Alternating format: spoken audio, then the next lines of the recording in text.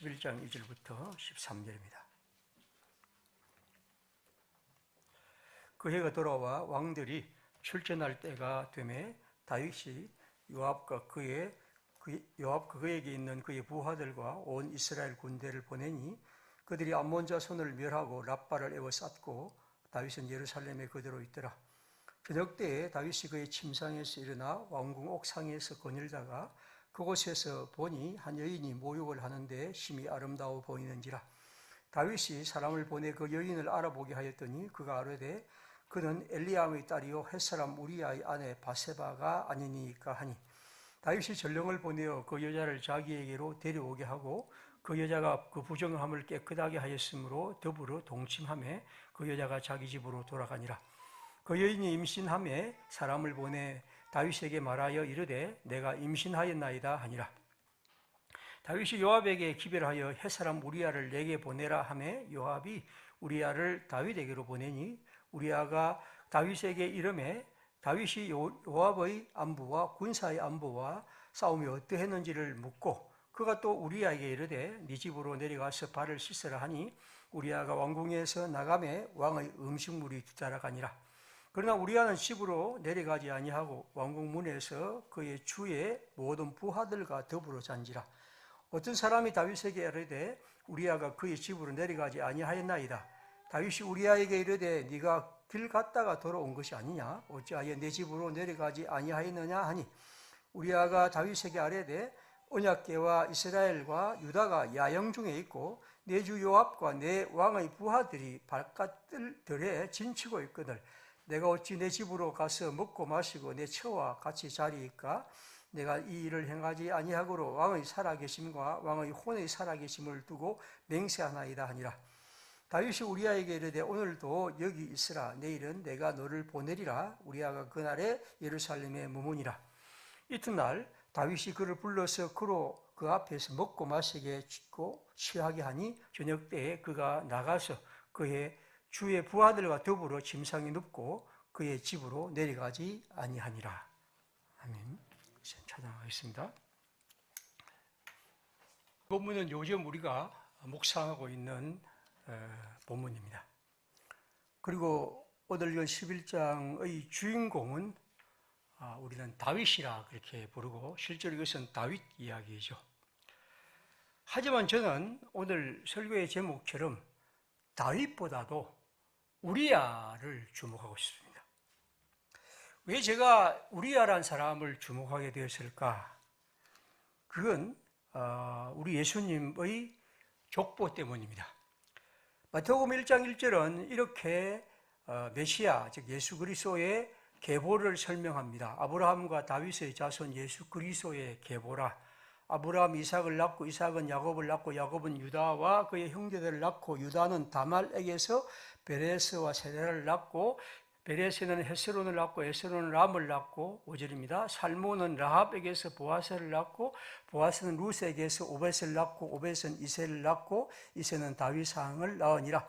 다윗은 우리아의 아내에게서 솔로몬을 낳고 그 다음 16절을 갑니다. 야곱은 마리아의 남편 요셉을 낳았으니 마리아에게서 그리스도라 칭하는 예수가 나시니라.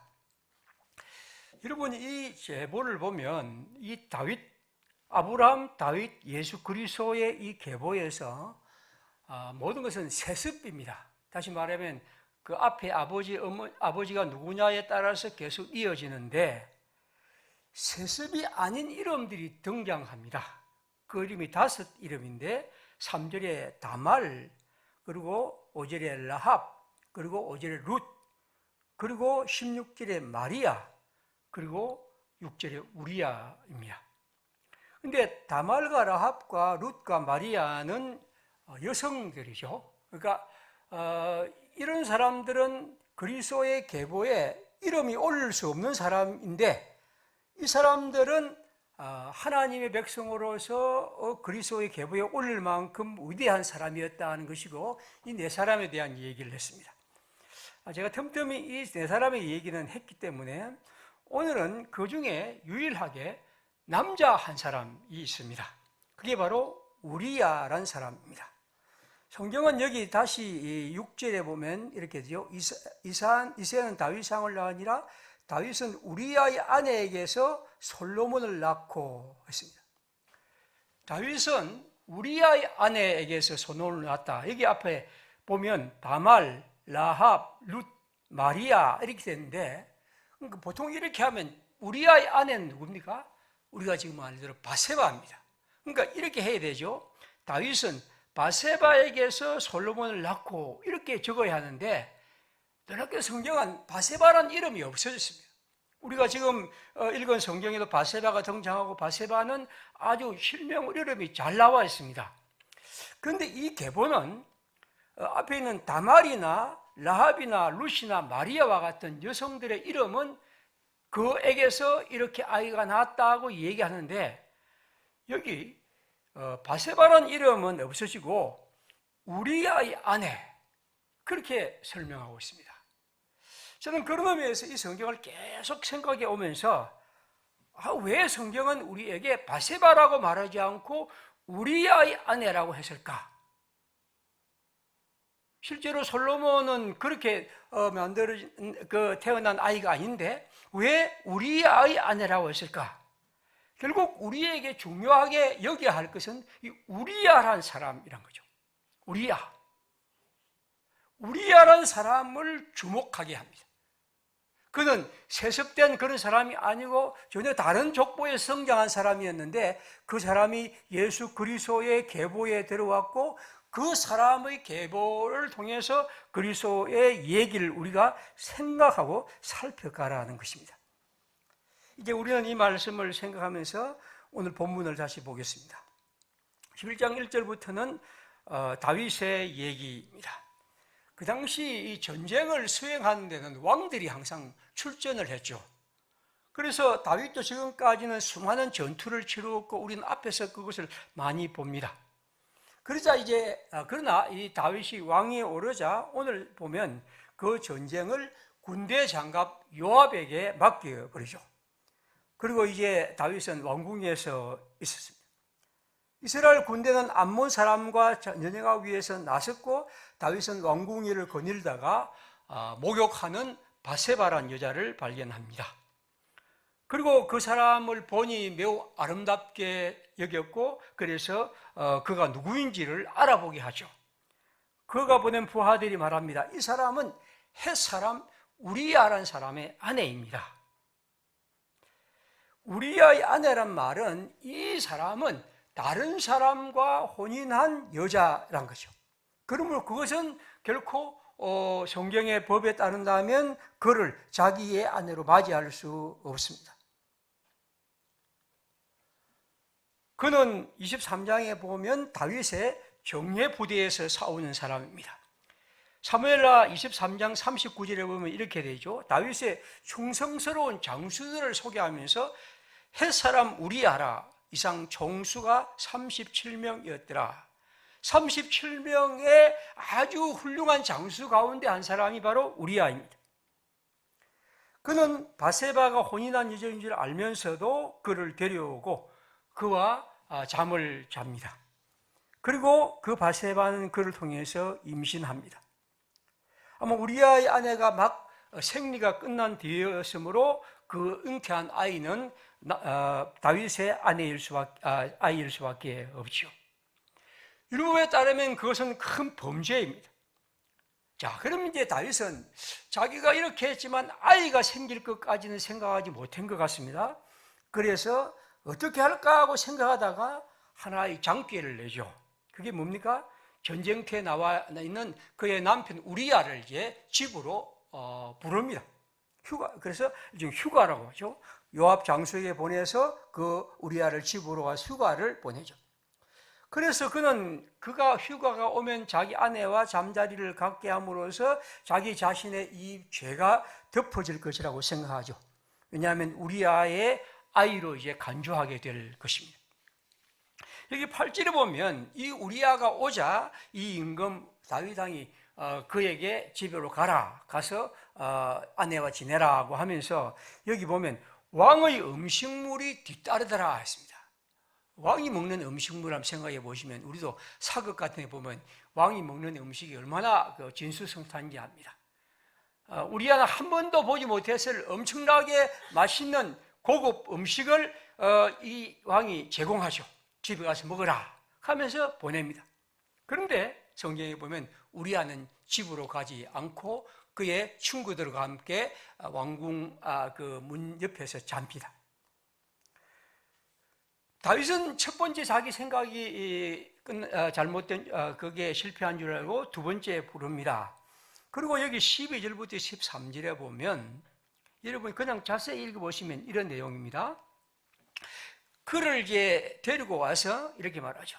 오늘은 하루만 더 있다가 내일 전쟁터로 가라고 하면서 왕이 여기 보면 그에게 포도주를 마시게 합니다. 그러니까 왕 앞에서 12절 13절이 그렇습니다. 왕이 딱 자기 앞에 불러놓고 이제 꼼짝 못하겠죠. 왕이 앉아있는데, 그리고 왕이 포도주 잔을 주는데 그걸 거절할 수 없습니다. 그래서 하는 수 없이 이 사람은 술을 많이 마시고 취했습니다. 마시지 않을 수가 없죠. 그런데 이 사람은 마시고 나서 자기 집으로 가지 않고 다시 그의 친구들과 함께 그 옆에서 잡니다. 우리야는 다윗을 부끄럽게 만들죠.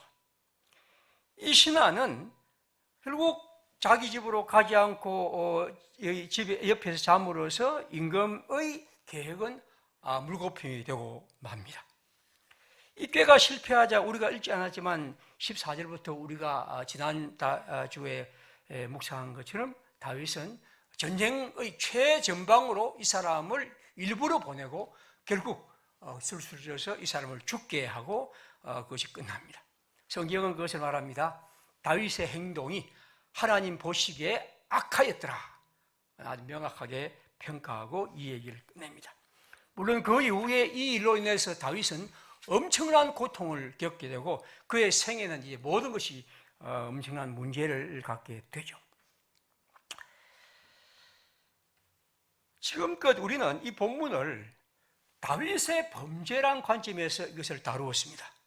저는 그러한 방식이 옳다고 생각합니다. 그렇지, 이건 다윗의 문제다, 다윗의 범죄라고 봅니다. 하지만 저는 오늘 다윗보다도 우리야를 이 얘기의 주인공으로 올려놓고 싶습니다. 그건 앞에 말씀드린 것처럼 예수님의 족보에 구태여 우리야가 등장할 필요 없이 그냥 바세바만 해도 될 텐데 바세바 대신에 우리야의 아내라고 할 때 우리야는 결국 그리스도의 족보에 등장할 사람이라는 그런 의미에서 본다면 우리는 이분을 그렇게 그냥 다윗의 얘기에 그냥 한 부속품처럼 여길 수 없다는 생각을 저는 갖습니다. 저는 이렇게 생각하는 것이 성경을 꼭 엉뚱하게 본다고 생각하지 않습니다. 오히려 오늘 우리 시대에는 다윗의 범죄 얘기일 뿐 아니라 우리야의 얘기를 한번 이 예수님의 족보는 우리로 살펴보라고 합니다. 여러분, 아까 한 우리야의 얘기는 꼭 한 번 등장합니다. 10절에 다윗이 왜 내가 이렇게 네게 호의를 베풀고 왕의 음식도 주는데 집에 가서 잠을 자지 않느냐, 그 전쟁터에서 고생했는데 그렇게 10절에 묻습니다. 그러자 11절에 우리야는 단 한 번 말합니다. 11절입니다. 같이 한번 읽겠습니다. 우리야가 다윗에게 아뢰되 언약궤와 이스라엘과 유다가 야영 중에 있고 내 주 요압과 내 왕의 부하들이 바깥들에 진치고 있거늘 내가 어찌 내 집으로 가서 먹고 마시고 내 처와 같이 자리이까 내가 이 일을 행하지 아니하므로 왕의 살아계심과 왕의 사원의 살아계심을 두고 맹세하나이다 하니라. 우리야의 얘기는 단 한 번 있습니다. 물론 행동은 앞에 있고 말을 이렇게 했습니다. 왜 내가 왕이 내게 이렇게 베푸는 호의를 거절하고 이렇게 가지 않느냐 하면, 지금 나는 이것이 왔지만 나와 함께 내 동료들은 지금 야영 중, 즉 전쟁터에 천막을 치고 바깥들에 진을 치고 그렇게 있습니다. 그런데 내가 어떻게 아내와 잠을 잘 수 있습니까? 그들은 그런 거친 음식을 먹고 있는데 내가 어떻게 왁의 음식을 먹을 수 있습니까? 다시 말하면 나는 지금 나의 동료들과 그리고 내가 알고 있는 사람들이 지금 이런 위험 속에서 목숨을 걸고 싸우고 있는데 내가 지금 이곳에서 이러한 안락함을 누린다는 것이 나로서는 그것을 받아들일 수 없다는 겁니다. 이 우리아의 마음은 그것입니다. 제가 전쟁은 한 번도 겪어보지 못한 세대이기 때문에 제가 무슨 이 사람의 마음을 이해할 수 있겠습니까만은 이 얘기를 읽으면서 이 군대 생활 얘기가 하나 생각나서 일단 한번 얘기를 해봅니다. 이 군대란 게 요즘은 제가 모르겠습니다만 제가 76년도에 입대를 했기 때문에 한 46년 정도 될까요? 좀 꽤 오래된 때입니다. 그때 제가 이제 군대를 가서 제일 했던 것이 뭐냐면 훈련소에 논산훈련소에서 훈련을 하고 그 다음에 이제 사람들이 이제 각 부대로 배치를 합니다. 그럼 이제 그때 제일 좋은 보직이 이제 육군본부 같은 데 빠진 겁니다. 그래서 허황된 생각을 하죠. 육군본부에 혹시 빠질 수 없을까? 근데 빡 넘어갑니다. 그 다음에 제가 간 것이 이제 제일 가기 싫은 데가 101 보충대라서 강원도 쪽입니다. 근데 안 갔으면 기도는 안 했습니다만은 안 갔으면 바랬는데 제가 이 101 보충대 거기에 이제 딱 갔습니다. 근데 거기 가니까 이제 그 다음 단계는 여기서 어찌하든지 사단사령부 같은 데 갈 수 없을까? 라고 생각하는데 사단사령부는 고사하고 그 당시 가장 가기 싫은 데가 11사단이었는데 훈련사단인데 제가 또 11사단에 딱 가더라고요. 그래서 또 가서 이제 가만히 있는데 11사단에 가니까 이제 그때 어떤 일이 있었냐면 사람들 이제 면접을 사람들을 모아놓고 이 군인들에게 네가 뭘 잘하는가 이 주특기를 따라서 내가 뭘 배정해 주겠다, 좋은 대로 보직해 주겠다는 거죠. 그래서 제한테 딱 왔는데 보니까 뭘 잘하느냐 태권도를 잘하느냐 뭐 하냐 하는데 거기에 보니까 영어 회화가 있더라고요. 그래서 제가 과감하게 그냥 영어 회화 그것도 상 딱 적었죠. 근데 알다시피 여러분 지금도 제가 영어 회화를 못합니다. 그 당시는 더 못했겠죠. 그냥 읽는 정도는 좀 하는데 저는 전혀 그걸 모른단 말이죠. 근데 제가 얼마나 가고 뭔가 좀 좋은 보직을 가고 싶은데 거기 보니까 있더라고요. 그래서 제가 영어 회화 그것도 상 딱 적었는데 11사단에서 저 이하 부대인 포대에 그냥 떨어져 버렸습니다. 그래서 아마 부대 중에서 이제 제일 말단 부대에 제가 이제 갔죠. 제가 왜 이 얘기를 하냐면 우리가 어떤 일을 만나면 특별히 이제 전쟁 같은 거가 제가 견줄 수 없는 것이지만 그래도 그 당시라서는 저로서는 어렸을 때는 어쨌든지 보니까 너무 군대 생활이 처음에 훈련도 열심히 많이 하고 하니까 좀 편한 데 가고 싶은데 그런 걸 통해서 자기 자신의 생각을 그렇게 한다는 거죠. 어찌하든지 좀 장군의 아들, 신의 아들 있는 것처럼 그렇게는 못돼도 좀 뭔가 특권을 누리고 싶은 생각이 굉장히 많았죠. 지금도 저는 제가 슬픈 얘기지만 그런 얘기를 하죠. 그런 데 가면 다 사람이 약해지고 그런 말을 하지 말았어야 하는데 내가 왜 그렇게 했을까 하는 생각을 한 번씩 합니다. 누구나 여러분 어떤 특권, 더 좋은 자리, 더 편안하고 안락한 자리, 더 많은 것을 얻는 곳 이런 것을 우리는 다 바라죠. 너나 할 것 없이 그렇죠. 제가 이렇게 설교를 합니다만 또 한편 우리는 내 마음속에 또 다른 마음이 있을지 모릅니다. 아마 우리는 그렇게 이 땅을 살아가는 사람들입니다. 어찌하든지 일 조금만 하고 돈을 많이 벌 수는 없을까? 그래서 요즘 젊은이들은 가상화폐나 이런 걸 하고 하여튼 이러저런 방식으로 좀 편안하게 그리고 또 많은 이익을 얻을 수 있는 더 높은 것들을 바라는 것 이것이 우리들의 생각입니다.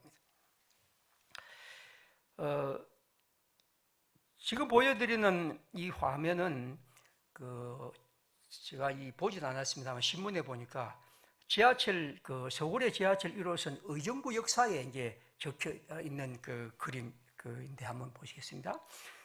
저기 보면 이제 우리가 잘 아는 안중근 의사의 글이죠. 결리사의 견위수명. 이로움을 보거든 의로움을 생각하고 위태로움을 보거든 목숨을 주라. 그런 말입니다. 참 이제 우리 많이 아는 말입니다. 그런데 저 문장을 다시 보면 저기 이제 빨간 걸로 하는 것이 뭐냐 하면 여기서 이제 그 역사에 안중근 의사의 아주 좋은 말을 적어놨는데 어떻게 적었느냐 하면 이로움을 보면 의로움을 생각하라. 그렇게 한 말을 그냥 이로움을 보면 이로움을 생각하라. 그렇게 이제 적혔다는 거예요. 이게 잘못 쓴 겁니다. 그래서 사람들이 항의를 했죠. 아니, 그 아름다운 좋은 말을 왜 당신들은 그렇게 했느냐고 이제 물으니까 그 사람들이 얘기했습니다. 아이고, 잘못했습니다. 여러분 보다시피 의자에다가 밑에 짝대기 하나만 없어지면 이해가 똑같아지죠. 그래서 적다 보니까 그냥 그렇게 되는 거죠. 그런데 말은 정반대가 되어버렸습니다. 안중근 의사는 우리에게 이익되는 일이 생기면 그것이 옳은가 그릇된가 하는 것을 잘 살펴보고 그렇지 옳은 것이라 한다면 그것을 우리가 취하여야 한다. 그러나 그런 것이라 하면 그건 우리가 거절해야 한다 하는 것인데 이 글은 정반대가 되죠. 이로움을 생각하면 이로움을 보거든 어쨌든지 내 이익이 된다 하면 그것이 이로운 것이면 그것을 언제나 내 이익을 관점에서 생각하라는 것이죠. 그러니까 얼마나 이 엉터리 말이 되어버렸습니까? 물론 이것은 의도적으로 아마 이 사람들이 이렇게 한 것은 아니고 잘못 기록하다 보니까 이렇게 된 것 같습니다. 우리가 어떤 의미에서 우리는 어떤 이로운 일, 내게 이로운 일이 생기면 우리는 뭘 생각하냐면 그것이 내게 얼마나 더 많은 이익을 갖다 줄 수 있을까? 내가 얼마나 더 그걸 통해서 이익을 얻을 수 있을까를 생각하는 것이 어떤 의미에서 우리의 시대의 방식이죠. 저는 그런 의미에서 그 글이 오늘 우리들의 마음을 그냥 자기도 모르게 반영하고 있지 않는가 하는 생각입니다. 얼마 전에 이 연세대학교 학생 3명이 시위 중인 청소경비 노동자들을 상대로 형사고소를 했고 민사소송을 했습니다. 모두 그들의 정신적 배상해서 638만 6천 원을 지급하라고 소송을 냈던 그런 기억을 여러분이 알고 있습니다. 여러분, 이 젊은이들이 어떤 일을 하면서 오직 자신의 이익의 관계에서만 그것을 본다는 것, 참 저는 그걸 보면서 참 슬픈 마음이 많이 듭니다. 아니, 젊은이들이 어떻게 오직 자신들의 이익의 관점에서 이렇게 행동하고 저렇게 행동하는 것이 과연 오늘 이 젊은이들이 행해야 할 것인가 하는 생각을 갖죠. 그런데 여러분, 오늘 우리들은 어찌하든지 사람들에게 자신의 이익을 극대화하고 어떻게 하든지 자신의 이익에 맞는 것이냐 맞지 않는 것이냐 하는 것이 모든 것에 잣대가 됩니다. 그래서 심지어 특권을 요구하고 특권을 추구하고 특권을 과시하는 그런 사회가 바로 우리들의 사회인지도 모릅니다. 어찌하든지 우리가 그 일을 통해서 내가 갖고 있는 지위와 방식을 통해서 뭔가 많은 것을 얻고 많은 것을 누리고 많은 것을 가지는 것들을 너무나 정당하게 생각하고 너무나 칭찬하고 그것이 우리들에게 자연스러운 것이라고 얘기를 합니다.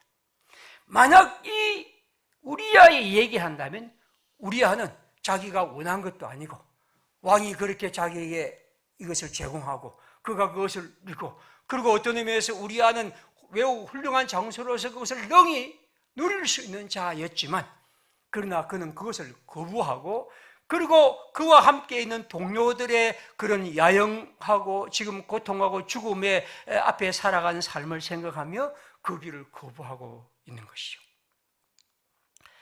파스칼은 팡세에서 이렇게 말합니다.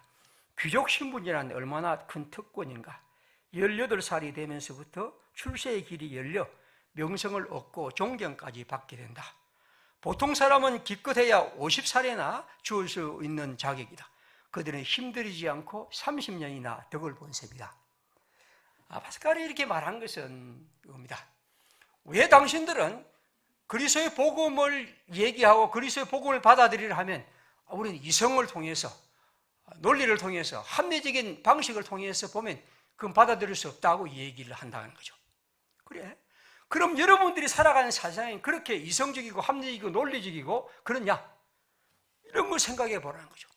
아니, 귀족 신분이란 것 때문에 그 사람들은 아주 어릴 때부터 나이가 많은 사람이 그토록 고생해서 얻을 수 있는 지위를 그들은 순식간에 얻는 것을 왜 당신들은 아무렇지도 않게 생각하고 자연스러운 거라고 생각하느냐? 그죠?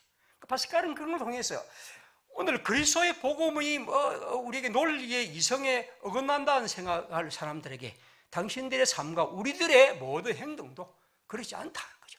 그리고 우리의 논리라든가 우리의 많은 삶은 다양한 방식으로 접근해야 한다는 것을 그는 그렇게 말하죠. 오늘 우리들은 어떤 의미에서 우리가 어떤 특권을 갖고 누리는 것, 그것을 너무 당연하게 생각하고 있습니다. 저는 오늘날 이 한국의 공부 잘하는 아이들, 물론 공부 잘하는 아이들이 열심히 공부하고 막 그냥 밤잠 안 자고 공부해서 그렇게 하는 것도 있겠지만 실제로 오늘날의 공부란 것은 또 제가 볼 때는 그의 부모들이 나름대로 어떤 좋은 직업을 갖고 안락한 환경을 만들어주고 고액 과외를 하고 이런 것들이 사실은 큰 영향을 미치지 않습니까? 그러니까 우리가 이 세상에서 이런 이 특권 혹은 또 내 자신이 어떤 것을 누리는 것들 이런 것들을 당연하게 여기는 이런 시대에 저는 이 성경을 한번 다시 읽고 싶습니다. 어찌하든지 안위를 탐하고 그래서 아이들이 그런 말을 하죠. 조물주의 건물주라고. 왜 우리 아버지는 우리 어머니는 내게 건물 한 채를 안 주는가? 저는 물론 농담으로 한 것이겠지만 그러나 저는 아이들의 입에서 그런 농담이 일어난 것은 매우 슬픈 일이라고 봅니다. 왜 우리들에게 그런 농담이 자연스럽게 들려지나 한 거죠. 온통 재테크의 머리를 굴리고 그래서 어찌하면 특권을 누리려 하고 금수저를 부러워하고 여러분 오늘 우리의 사회가 어떤 면에서 이러한 자신에게 오는 이 특권들을 더 강화하고 그리고 그런 것을 쫓아가는 그런 시대를 우리는 살아가죠. 제가 니체를 비판합니다만 니체는 이런 재미있는 글을 썼습니다. 나는 사랑하노라. 주사위 놀이에서 행운을 잡았을 때 부끄러워 어쩔 줄 몰라 하면서 나는 사기 도박사가 아닌가? 라고 반문하는 자를. 니체의 이 자라투스트라에서는 재미있는 글들이 많은데 이 글도 한번 소개해 보겠습니다. 우리가 어떤 일에서 행운을 잡았을 때 다른 사람이 가지고 있는 행운을 잡았을 때 그것에 대해서 부끄러워 어쩔 줄 몰라 하는 사람. 그런데 오늘 우리들은 어떤 의미에서 자기 자신이 얻은 것을 일구어내고 그걸 통해서 자신의 삶을 살아가기보다도 어찌하든지 뭔가를 물려받고 더 많은 것을 가지려 하고 그리고 그런 것들에 대해서 집착하는 이런 형태들. 저는 이런 걸 읽으면서 우리 기독교인들이 좀 많이 반성해야 되지 않을까 생각합니다. 오늘 기독교인들이 감사를 어떻게 합니까? 다른 사람들은 불행한데 감사하고 다른 사람은 비행기를 다 같이 타고 가다가 아이고 비행기가 추락했는데 나만 살았다고 감사하고 경제 불황을 통해서 사람들은 고생하는데 내 사업은 좀 잘 된다고 감사하고 다른 사람은 전염병으로 막 고생하고 걸리는데 나는 안 걸린다고 감사하고 여러분 이것이 어떻게 우리가 이 땅에서 그리스도인다운 삶이냐 하는 거죠. 오늘 저는 이 우리아의 얘기를 이 짧은 구절을 여러분에게 올려드리는 것은 우리아는 자기 자신에게 이러한 특권이 오지만 어떤 의미에서 누구보다 이런 특권을 가질 수 있는 권리가 있다고 생각하지만 그는 그것을 거부하죠. 내가 왜 이런 것을 누릴 수 있는 자격이 있단 말인가? 어찌 내 형제와 내 동료들은 지금 저렇게 들판에서 잠자고 저런 음식을 먹고 있는데 내가 어떻게 이렇게 살아갈 수 있는가? 그런 의미에서 이 짧은 우리아의 생애는 우리에게 하나님의 사람들이 살아갈 삶에 대한 그리고 우리가 하나님의 백성으로 걸어가는 삶에 대한 중요한 교훈을 준다고 봅니다. 고린도전서 5장 21절에 성경은 이렇게 말합니다. 하나님이 죄를 알지도 못하신 이를 우리를 대신하여 죄로 삼으신 것은 우리로 하여금 그 안에서 하나님의 의가 되게 하려 하십니다. 예수 그리스도를 하나님은 우리를 대신하여 죄로 삼으셨다. 이 신비로운 본문은 어떻게 해석해야 될지는 아직까지 모르겠습니다. 그러나 분명한 것은 하나님은 우리와 같이 되고 우리와 죄인 되시고 그냥 죄인처럼 우리 가운데 계셨고 그는 죄인처럼 죽었다는 겁니다. 여러분, 성만찬이라는 것은, 성찬식이라는 것은 뭘 말하는 겁니까? 바로 예수 그리스도의 그 은혜 속에 함께 참여하고 우리 모든 그리스도인들이, 하나님의 사람들이 한 형제임을 확인하고 기억하고 노래하는 것입니다.